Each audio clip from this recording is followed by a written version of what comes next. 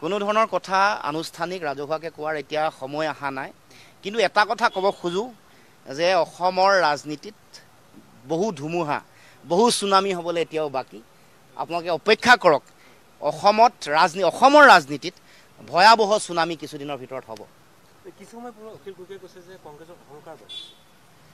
চাওক, মই মানে এনেকুৱা ধৰণৰ কথা মই বক্তব্য দিব খোজা নাই, মানে ব্যক্তিগত কথা, মানে দলীয় কোনোবা এটা বিষয়। মোৰ কথাটো হ'ল মোৰ সামূহিক কথাটো যে আমি অসমৰ মানুহৰ প্ৰতি দায়বদ্ধ। অসমৰ ৰাইজে বিচাৰিছে বিজেপিক উৎখাত কৰাটো, আৰু বিজেপিক উৎখাত কৰিবলৈ আমাৰ যিটো প্ৰয়োজন, যিটো নীতি বা যি পৰিকল্পনাৰ প্ৰয়োজন, সেই পৰিকল্পনাটো আমি সকলোৱে কৰা প্ৰয়োজন।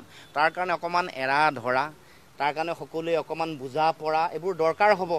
আমি সকলোৱে এই সময়ত আমি অহংকাৰ, আমাৰ খং, আমাৰ ক্ষোভ, আমাৰ সকলো ধৰণৰ ব্যক্তি স্বাৰ্থ পকেটত ৰাখি আমি অসমৰ জনগণৰ ভাল ভৱিষ্যতৰ কাৰণে আৰু অসমৰ মানুহৰ হৃদয়ত বাজি থকা যিটো কথা, অনুৰণিত হৈ থকা যিটো কথা, সেইটোক সন্মান আৰু শ্ৰদ্ধা দি আমি আগবাঢ়িবলৈ সকলো আমি দায়বদ্ধ।